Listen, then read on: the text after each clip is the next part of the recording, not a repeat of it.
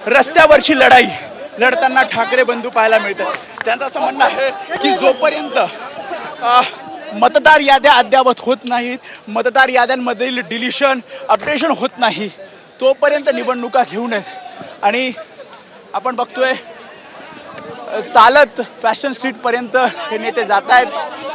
काही महिला कार्यकर्त्या सुद्धा सोबत आहेत, इकडचे स्थानिक नेते आहेत।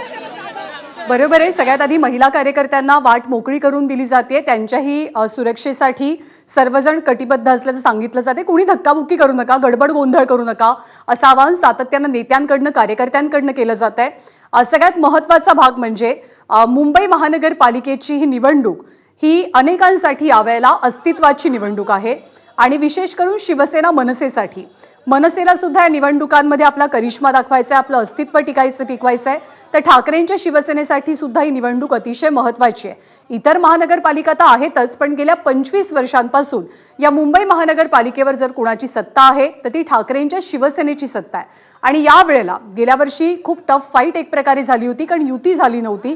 शिवसेना भाजप दोन्ही पक्ष वेगवेगळे लढले होते महानगरपालिकेची निवडणूक, आणि शिवसेनेला 84 जागा मिळालेल्या, भाजपला 82 जागा मिळालेल्या होत्या। त्यामुळे ही काटेकी टक्कर यावेळेला सुद्धा होणार आहे। मुंबई महानगरपालिका ही आशियातली सर्वात श्रीमंत महानगरपालिका आहे। आपल्या देशातल्या एका छोट्या राज्याच्या तुलनेमध्ये, बजेटच्या तुलनेमध्ये मुंबई महानगरपालिकेचं बजेट हे कैक पटीने जास्त आहे। या दोघांची प्रतिक्रिया जाणून घेण्याचा अनेकांचा प्रयत्न आहे। आम्ही येतोय तिकडेच येतोय आपण सुद्धा प्रतिक्रिया मोठी गर्दी ऐका इकडे प्लीज तुम्ही बाईट घेऊ नका। आम्ही येतोय तिकडे मोर्चाला संबोधित करायलाच येतोय। प्लीज चला। त्यामुळे उद्धव ठाकरे यांनी प्रतिक्रिया दिलेली आहे की मोर्चाला संबोधित करण्यासाठी आम्ही पुढे मार्गस्थ होतोय। राज ठाकरेंनी सुद्धा आता प्रतिक्रिया देणं टाळलं, कारण त्यांचं म्हणणं आहे की मोर्चामध्ये जी अधिकृत भूमिका असेल पुढची महाविकास आघाडीची, मनसेची आणि इतर विरोधी पक्षांची, ती स्पष्ट केली जाईल। रस्त्यावरची लढाई पुढे लढत राहायची, कारण राज्य निवडणूक आयोग आपण बघितलं तर कार्यक्रम हे टप्प्याटप्प्याने जाहीर करतायत।